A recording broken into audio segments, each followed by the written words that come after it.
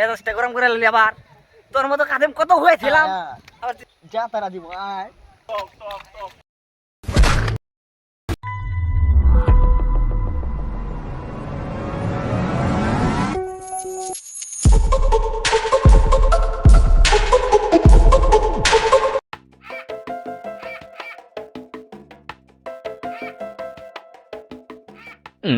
শালা কি আর ওটা শালা বউ মোরা চিকন শুভ না ওটা শালা বউটা মরার পর থেকে হালাই যে লাগছে কামের পিছনে এই চিকন আলে এই চিকন ওই বাদামের বাচ্চাটা আইসি না সিন। আলা খায় কোনো কাম নাই আইছি বাদামি কি করবা।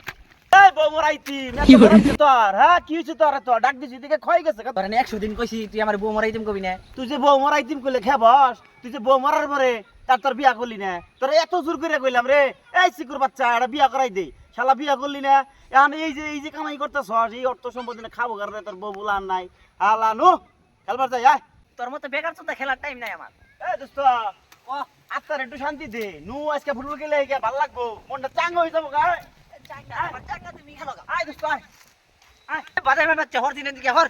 এই দোস্ত তুই তো আমার ছোট খেলার বন্ধু না নু একটু খেলাধুলা করে আহি ভাল লাগবো আয় শালারে কি ভাই বুঝাই দেখতেছিস না কাম করতেছি হরের দিকে হর।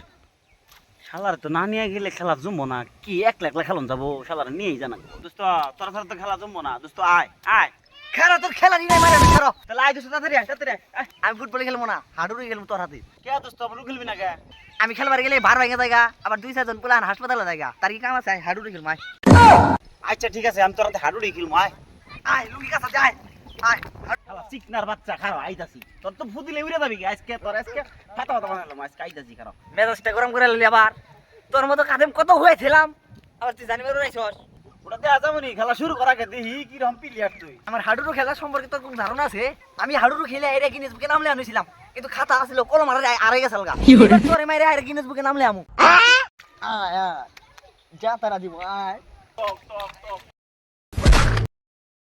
আহা আমি পারি না আর পারি না। এটা কি হলো দোস্ত দোস্ত ও তোরা বউমর আসি কথা লিখো না দোস্ত ও